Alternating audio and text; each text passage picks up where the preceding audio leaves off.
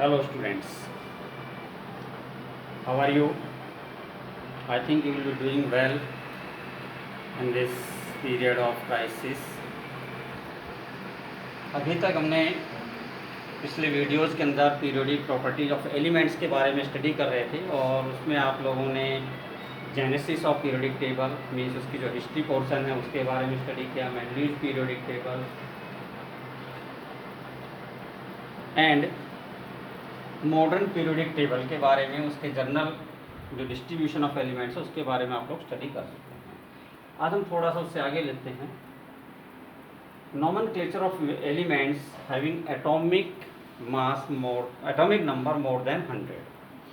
वैसे तो जो मॉडर्न पीरियोडिक टेबल है उसमें जो एलिमेंट्स हैं अप टू 111 उनका जो नॉमेनक्लेचर है वो ऑलरेडी किया जा चुका है।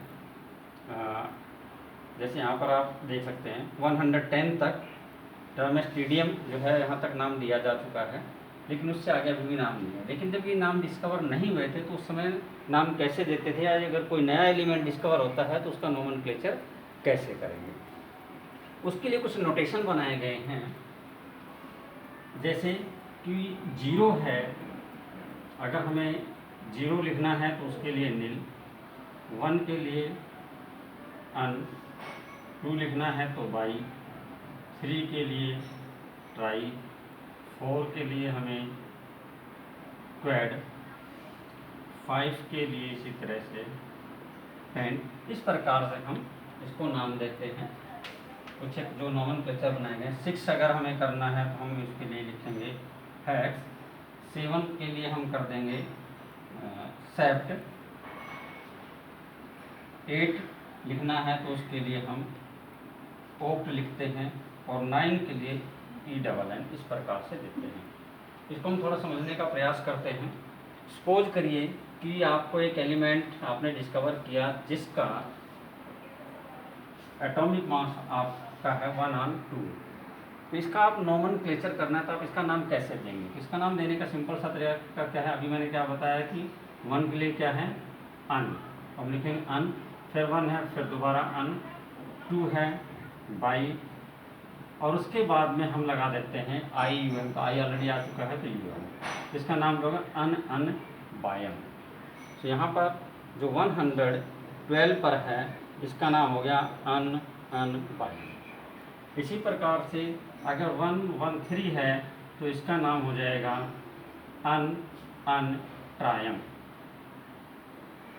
मान लीजिए कि आपको लिखना है 120 का नाम देना है तो इसका नाम क्या होगा? इट विल बी कॉल्ड अन बाय, और 0 के लिए नील IUM, अन बाय नीलियम। 119 का नॉमेनक्लेचर करना है तो ये हो जाएगा अन इन IUM, अन इनियम। इस प्रकार से जो एलिमेंट्स हैं उनका नॉमेनक्लेचर किया जाता है। जो भी नए एलिमेंट डिस्कवर है जब तक उनका कोई एक ऐसा नाम हम नहीं प्राप्त कर लेते हैं जो सभी को एक्सेप्टेबल हो, तब तक इस प्रकार से उनका नॉमेनक्लेचर किया जाता है।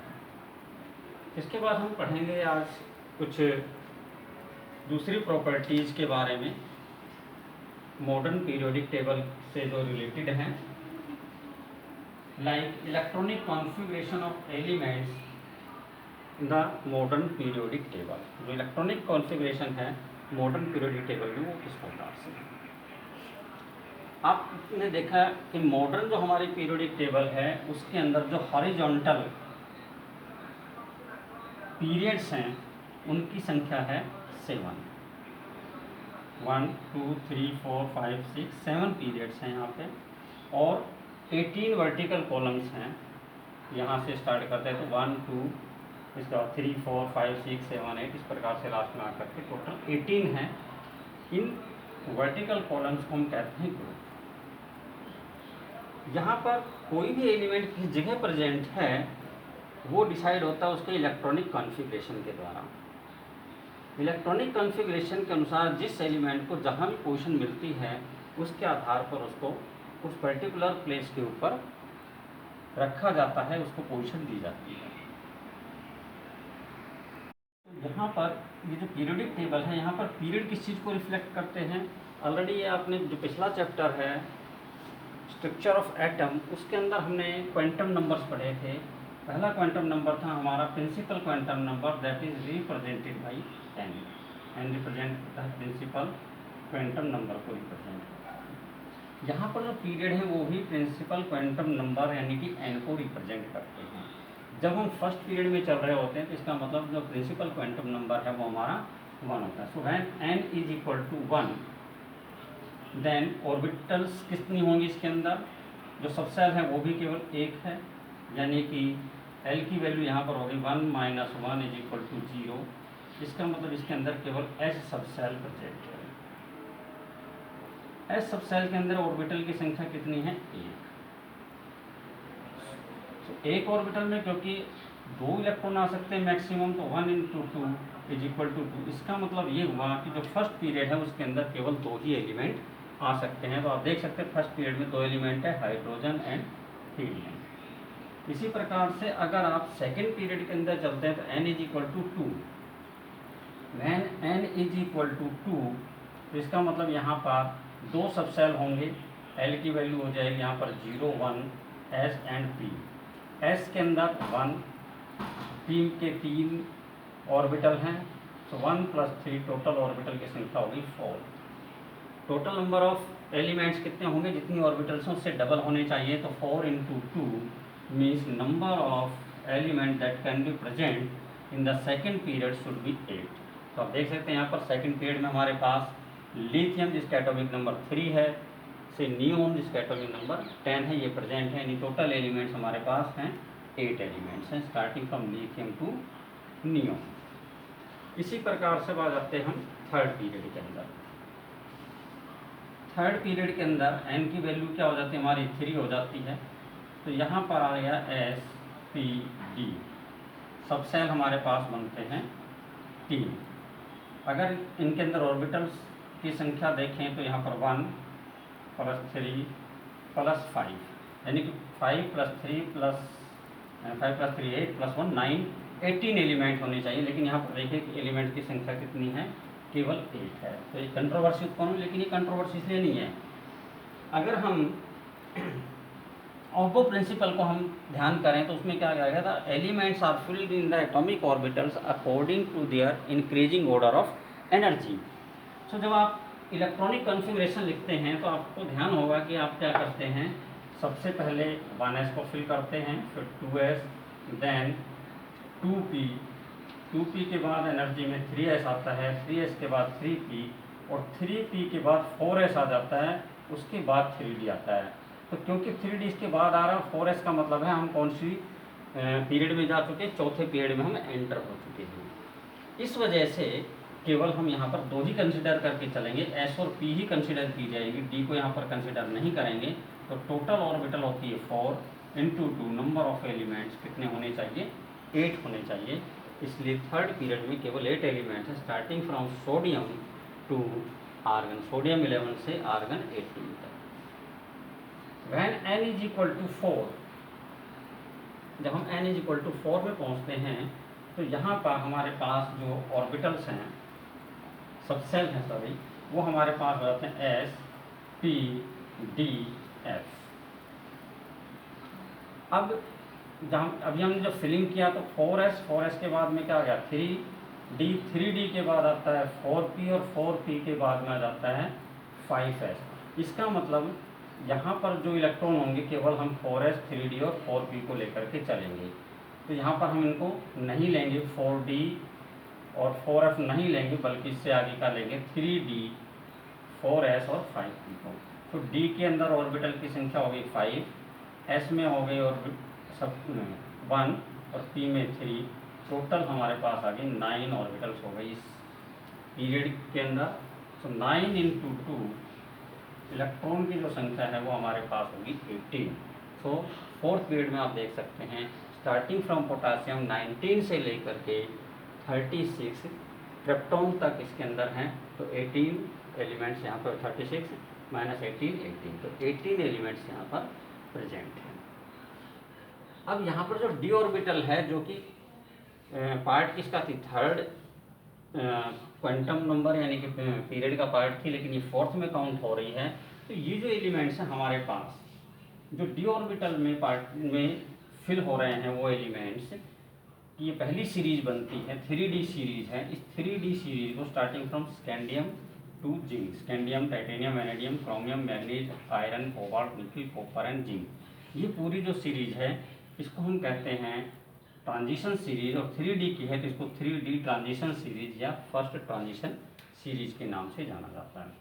इसी प्रकार से 4D and 5D transition in first transition series, second transition series, third transition series and fourth transition series. ये हमारे पास बीच में 10 एलिमेंट्स जो हैं हॉरिजॉन्टली ट्रांजिशन सीरीज कॉन्स्टिट्यूट करते हैं, डी ब्लॉक को कॉन्स्टिट्यूट करते हैं। ये पूरा जो ब्लॉक है इसको हम कहते हैं डी ब्लॉक एलिमेंट। इसी प्रकार से आप फिलअप करते जाते हैं तो अगर आप 5 में जाते हैं तो वहाँ पर भी आपको वही मिलेगा, आपको मिलेगा वहाँ पर 4D के बाद में 5S एंड 5P, इनको फिलअप करना पड़ेगा। तो 9 इंटू 2 अगेन वही 18 एलिमेंट्स आएंगे। लेकिन अब जब 6 में आप जाएंगे तो 4F भी बीच में आ जाएगा। तो 6 जब पीरियड के अंदर आप एलिमेंट्स को फिलअप करने की बात करेंगे तो वहाँ पर आपको फिलअप करना पड़ेगा। 6S तो होगा ही, साथ में 4F भी आ जाएगा, 5D होगा और 6P होगा।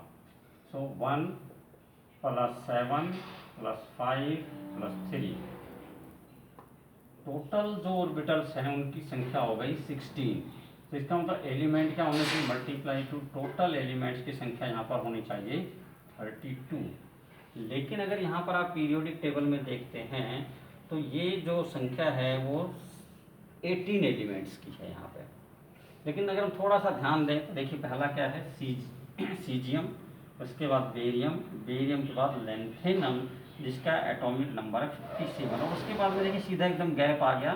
अगला जो एलिमेंट है उसका एटॉमिक नंबर है 72 हाफनियम। तो बीच के 14 एलिमेंट्स कहाँ गायब हो गए? ये जो बीच के 14 एलिमेंट्स हैं इसको हम अलग रखते हैं क्योंकि ये 4F के अंदर प्रेजेंट है सारे। ट्रांजिशन जो सीरीज है उसके अंदर एक और ट्रांजिशन सीरीज बनाते हैं, इसलिए इनको इनर ट्रांजिशन एलिमेंट्स के नाम से जाना जाता है।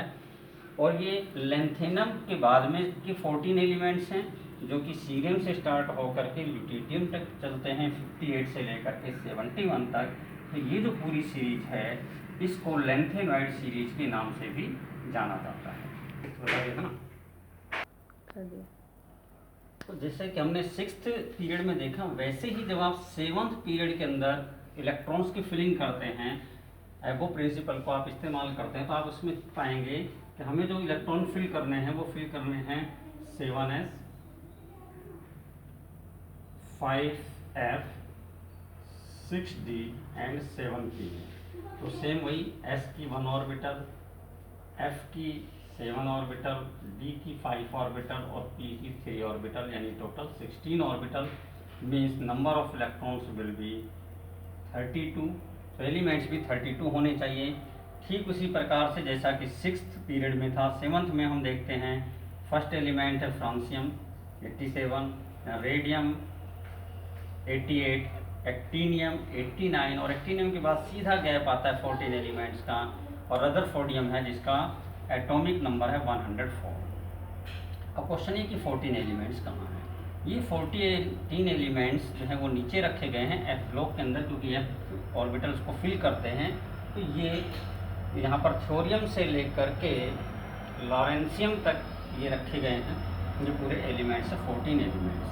क्योंकि ये एक्टीनियम के बाद के एलिमेंट्स एक्टीनियम को फॉलो करते हैं, तो उसी कलर में दिखाया गया जिसमें एक्टीनियम है, इसलिए लेंथेनॉइड्स कहा जाता है।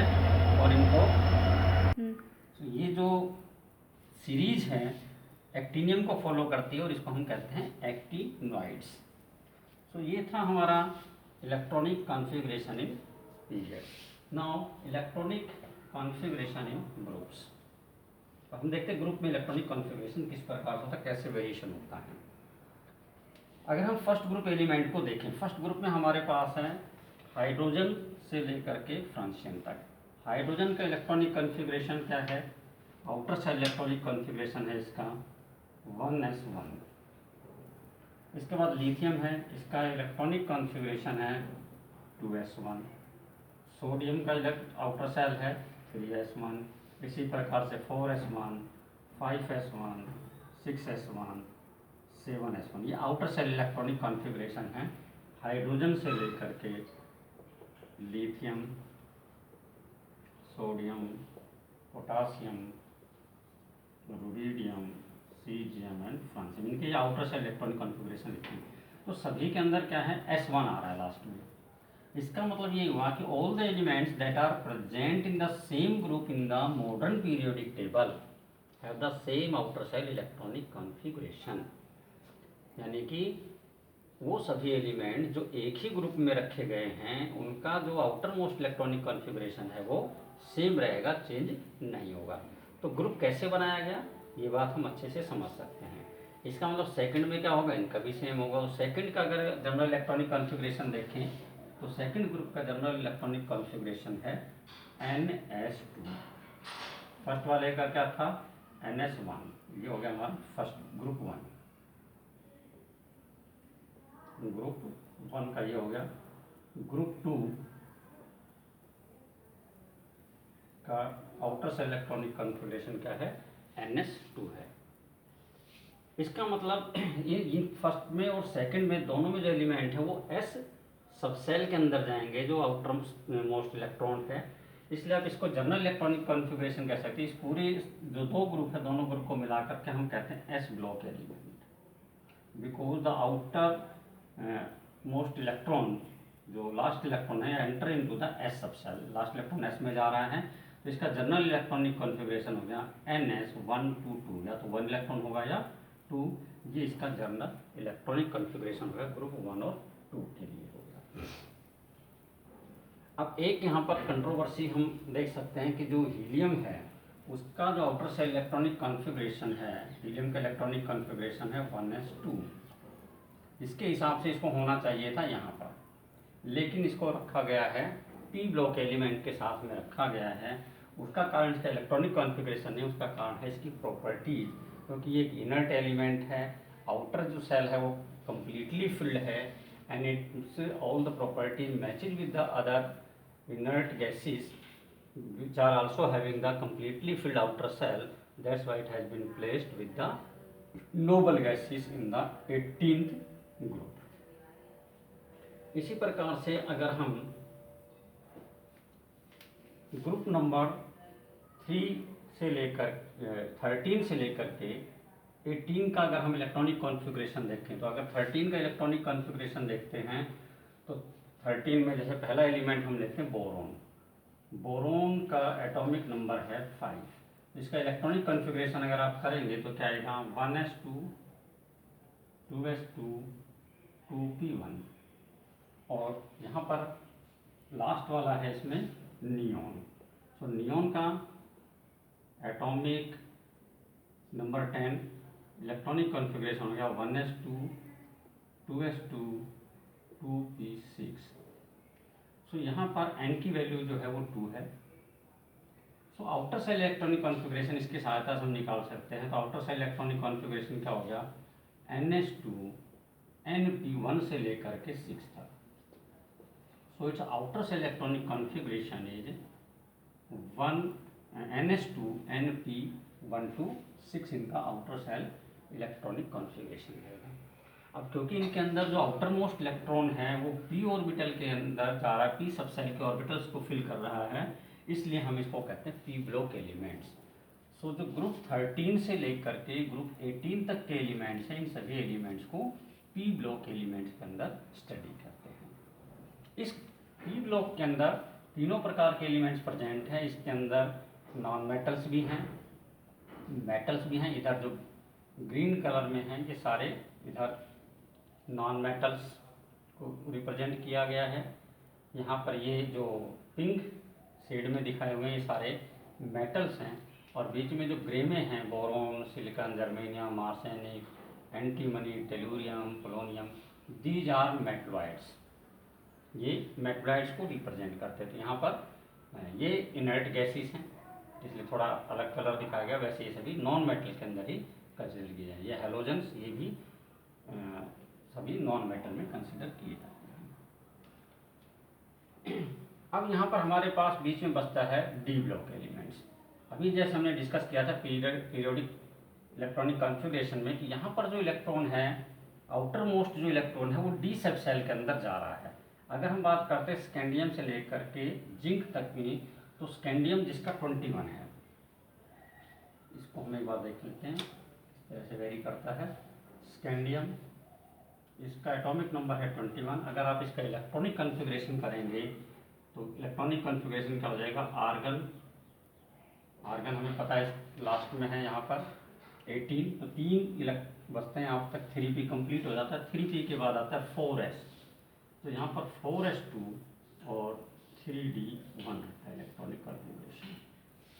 अगर हम यहाँ पर लास्ट में पहुँचते हैं, जिंक के पास पहुँचते हैं, जो कि इसमें लास्ट में है, तो जिंक 30, इसका आप इलेक्ट्रॉनिक कॉन्फ़िगरेशन निकाल लेंगे तो ये हो जाएगा आर्गन, इसमें रहेगा 4s2 एंड 3d10, 18 + 10 28 + 2 30, जिनका 30 हो गया।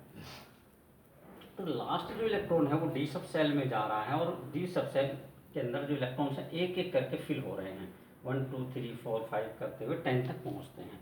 हालांकि बीच में कुछ जगहों पर यहाँ पर जो डी के इलेक्ट्रॉन्स हैं वो थोड़ा सा उसमें हम चेंजेस भी देखते हैं, जैसे कि आप करते हैं क्रोमियम 24 का निकालते हैं, तो क्रोमियम 24 का अगर करते हैं तो इलेक्ट्रॉनिक कॉन्फ़िगरेशन जो है वो आना चाहिए आपका 4s2 एंड 3d4। लेकिन ऐसा नहीं होता, extra stability of half filled orbital या कम्प्लीटली फील्ड ऑर्बिटल की वजह से यहाँ पर थोड़ा सा अंतर होगा। ये हो जाएगा 4s1 और यहाँ पर हो जाएगा 3d5। यही बात हम कॉपर में देखते हैं, यहाँ पर 4s1 और 3d10 हो जाता है। तो ये एक्सेप्शंस हैं इलेक्ट्रॉनिक कॉन्फ़िगरेशन में। तो जनरल इलेक्ट्रॉनिक कॉन्फ़िगरेशन का हुआ 1 से लेकर के 10 तक, जो एन डी के अंदर जो इलेक्ट्रॉन्स हैं। लेकिन एस में जो इलेक्ट्रॉन हैं वो 1 भी हो सकता है, 2 भी हो सकता है। हालांकि हम और थोड़ा सा जब नीचे जाएंगे, second transition third transition series में जाएंगे, तो एक आध केसेस ऐसे भी मंगे लेंगे जहाँ पर जो एस है उसमें इलेक्ट्रॉन की संख्या 0 हो जाती है। इसलिए जो जनरल इलेक्ट्रॉनिक कॉन्फ़िगरेशन है डी ब्लॉक एलिमेंट्स का जनरल इलेक्ट्रॉनिक कॉन्फ़िगरेशन वो हो जाता है n-1 d, जो कि रहता है 1 से लेकर के 10 तक, एंड ns 0 से 2। थोड़ा सा इधर लिख लेता हूँ, n-1 d 1 to 10 and ns 0 to 2। ये इसका जनरल इलेक्ट्रॉनिक कॉन्फ़िगरेशन है। नीचे हमारे पास एफ ब्लॉक एलिमेंट्स हैं। नेचुरली यहाँ पर जो लास्ट इलेक्ट्रॉन्स हैं वो एफ सब सेल के अंदर फिल होने हैं, इस वजह से इनको एफ ब्लॉक एलिमेंट्स में रखा गया है। तो जिस प्रकार से हमने डी का देखा उसी प्रकार से हम इसके बारे में, एफ ब्लॉक के बारे में भी कर सकते हैं। जो ग्रुप में इलेक्ट्रॉनिक कॉन्फ़िगरेशन है, लास्ट इलेक्ट्रॉन कौन से ग्रुप सब सेल के ऑर्बिटल्स को फिल करता है, उसके आधार पर 4 भागों में इसको डिवाइड कर दिया गया पूरी पीरियोडिक टेबल को। फर्स्ट एंड सेकंड ग्रुप को हम एस ब्लॉक एलिमेंट्स कहते हैं। ग्रुप नंबर 13 से 18 तक ये पूरा पी ब्लॉक एलिमेंट्स हैं। इनके बीच में ग्रुप नंबर 3 से लेकर के 12 तक it is called D block elements, क्योंकि डी सब सेल में इलेक्ट्रॉन फिल हो रहा है। और इसी डी में फिल करते करते बीच में हमें पीरियड नंबर 6 और 7 में बीच में 14 एलिमेंट्स ऐसे मिल जाते हैं जहां पर लास्ट इलेक्ट्रॉन एफ ऑर्बिटल में जा रहा होता है। इसीलिए इनको अलग करके रखा गया है और इनको एफ ब्लॉक एलिमेंट्स कहा जाता है। और ये 2 सीरीज बनाते हैं, lanthanoid series and actinoid series. So this is about the electronic configuration in the modern periodic table.